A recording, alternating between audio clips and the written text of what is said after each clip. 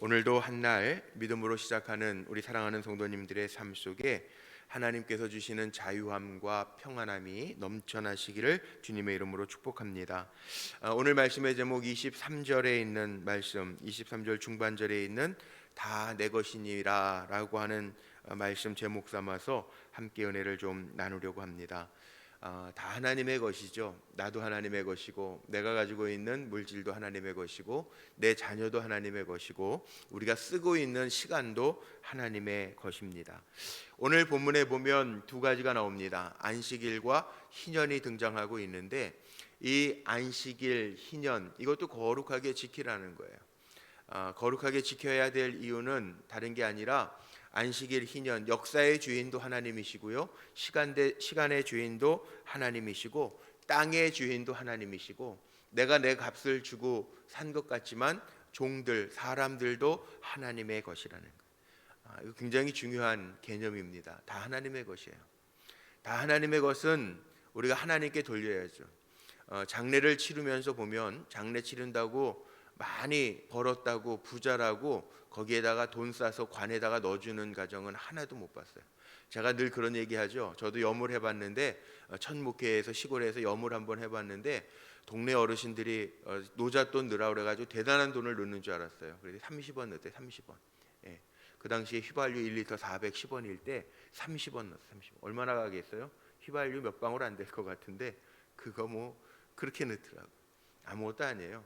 아무리 부자여도 가져가지 않고요, 다 우리가 두고 가요. 하나님 앞에 돌리는 거예요. 하나님 앞에 돌리는 거예요. 이게 참 중요한 것 같아요.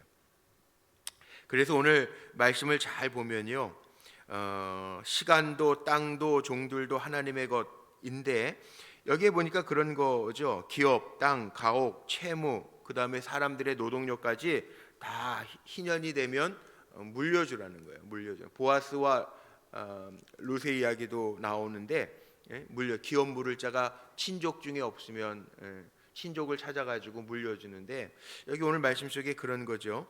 여기 7년째 되는 해는 안식년으로 지키라는 거예요. 개간도 하지 말고 파종도 안 되고, 뭐 저절로 여기 그 3절에 보니까 너는 6년 동안 그 밭에 파종하며 6년 동안 그 포도원을 가꾸어 그 소출을 거둘 것이지만 일곱째 되는 해 4절에 보니까 파종도 하지 말고 포도원을 가꾸지도 말고 또 자라난 것 그거 거두지도 말라. 그 땅의 안식년이다. 그러면 그 밭의 소출이나 포도나무의 열매는 누가 먹냐? 6절에 보세요. 6절 7절에 보니까 이렇게 안식년의 소출은 너희가 먹을 것이니 너와 내 남종과 내 여종과 내 품꾼과 너와 함께 거류한 자들과 내 가축과 내 땅에 있는 들짐승이 다 그 소출로 먹을 것을 삼을지니라.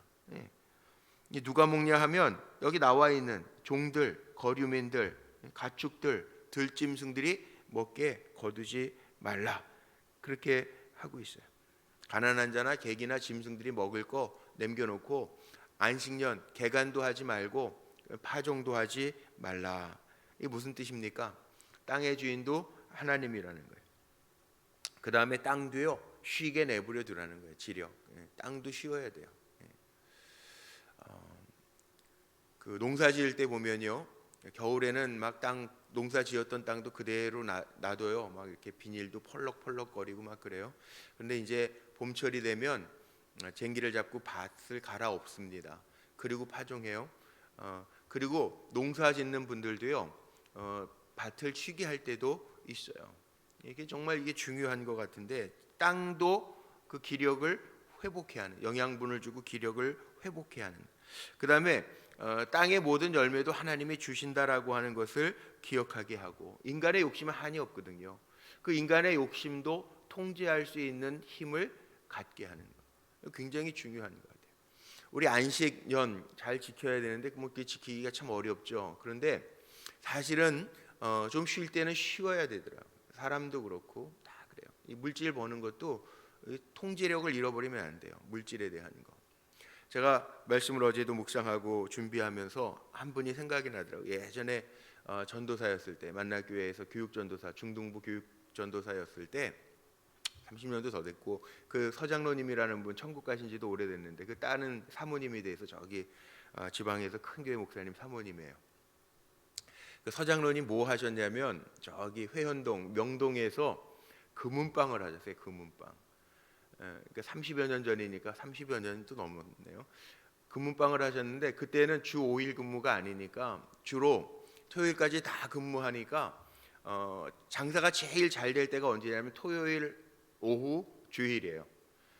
그때는 토요일을 반공일이라고 그랬죠. 반공, 반은 일하고 반은 쉰다. 그래서 뭐 토요일 날 오후에도 사람들이 결혼식 예물 폐물 같은 거 준비하러 오는 분들이나 아니면은 뭐 하여튼 뭐 폐물 같은 거 사러 오시는 분들이 제일 소득이 많을 때가 주일이 제일 많은 거예요.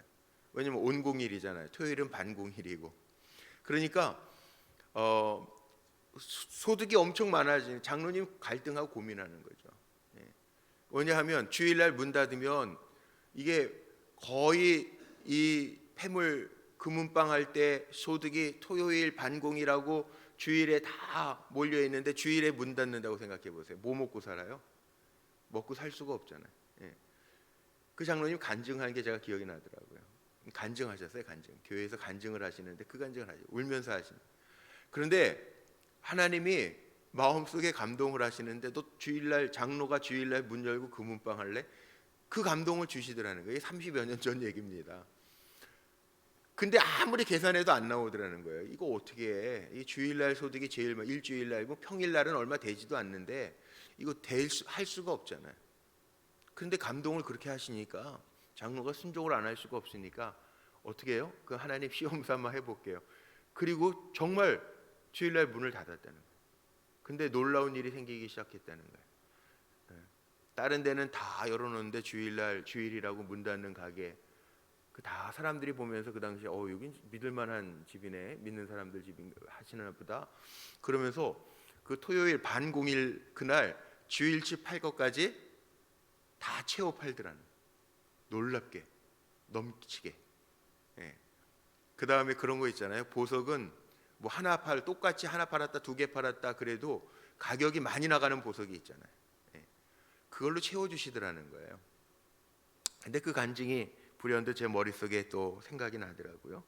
염려하지 말라는 거죠. 하나님이 다 책임져 주신다는 거죠. 20절 한번 보세요.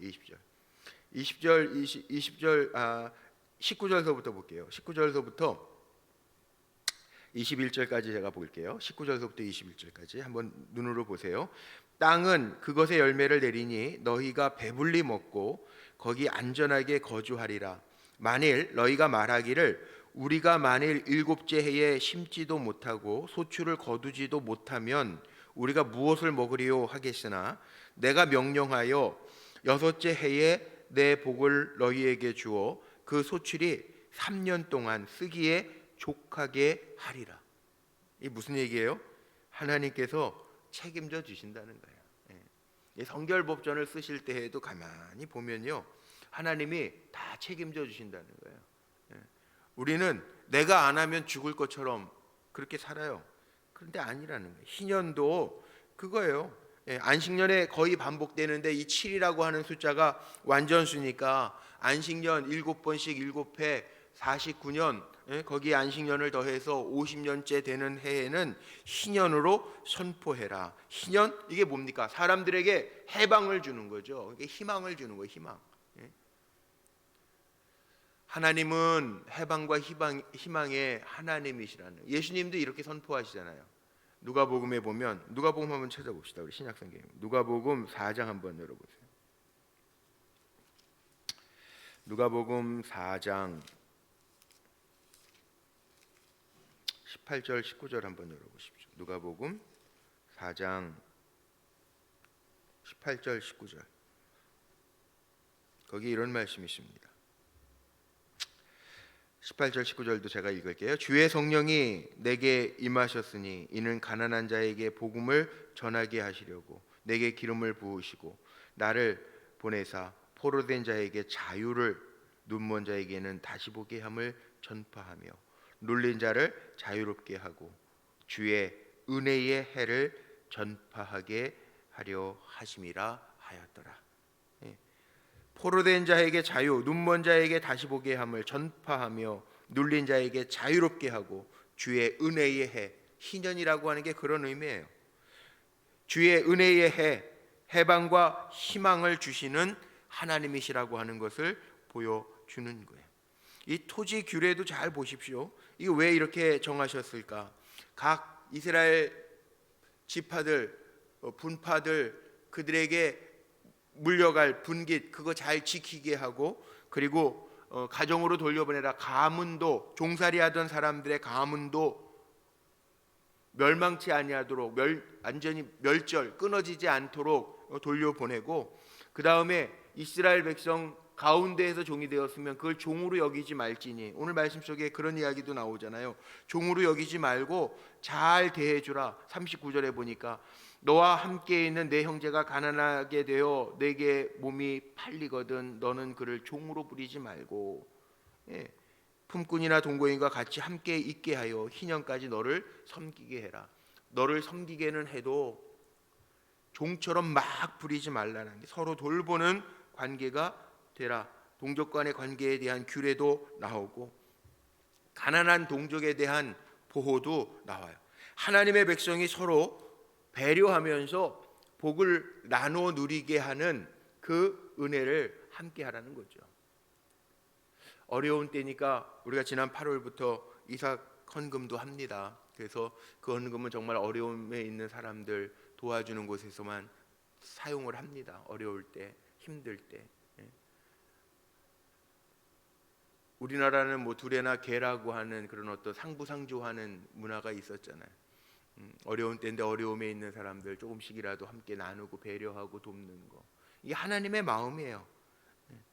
하나님의 마음을 가지고 그렇게 살라는 거예요. 오늘 이 단락단락 구분을 지으면서도 눈여겨 볼 거는요, 말씀 속에 보세요. 오늘 말씀의 17절 보니까 마지막에 너희의 하나님 여호와니라, 나는 너희의 하나님 여호와니라. 17절에도 그렇게, 38절 단락 끝날 때에도 38절에도 마지막에 애굽 땅에서 너희를 인도하여낸 너희의 하나님 여호와니라. 55절 마지막에도 나는 너희의 하나님 여호와니라. 이게 무슨 얘기예요? 제가 레위기 말씀 읽을 때 나는 너희의 하나님 여호와니라 이 말씀이 나올 때에는 하나님과 하나님의 백성 사이에 언약의 관계라고 하는 거, 그래서 하나님이 주신 법이라고 하는 거 기억하세요. 그렇게 말씀드렸는데, 나는 너희의 하나님 여호와니라. 하나님과 계약된 종들, 우리는 어떻게 살아야 되느냐? 하나님의 마음으로 살라는 거예요. 하나님이 우리를 택해서 부르신 이유는 우리가 특별히 잘나서 예뻐서 힘이 있어서 공로가 있어서 자격이 되어서 부르신 것이 아니라, 하나님도 우리를 그렇게 자비와 은혜와 긍휼로 불러주셨으니 너희도, 나도 너희를 그렇게 애굽에서 불러냈으니까 너희도 그렇게 나의 마음을 가지고 살아라 라고 하는 하나님의 마음이 담겨져 있다는 거죠. 그래서 우리는 오늘도 그렇게 사는 거예요. 주님의 말씀대로 쉴 때는 쉬고, 어제 잘 쉬셨습니까? 쉴 때는 쉬고, 시간의 주인도 하나님이니까 쉴 때는 좀 쉬고, 그리고 일할 때는 열심히 일하고, 그 다음에 나눠야 될 때 베풀어야 될 때, 또 어려운 이들을 위해서 우리도 함께 그 마음을 나누고 마음을 같이 해야 될 때에는 같이 하는 삶을 살라는 거예요. 자, 우리는 하나님의 자녀잖아요.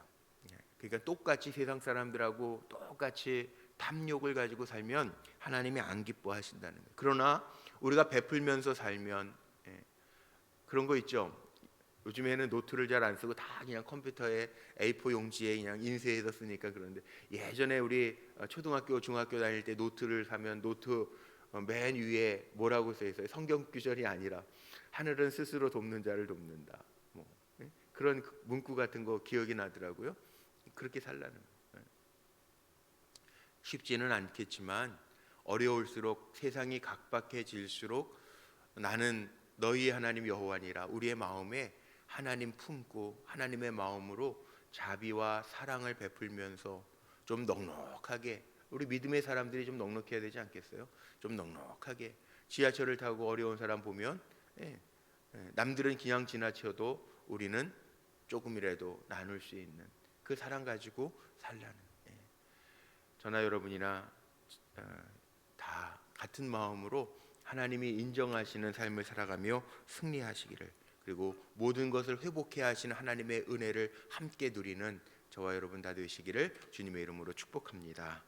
기도하시겠습니다.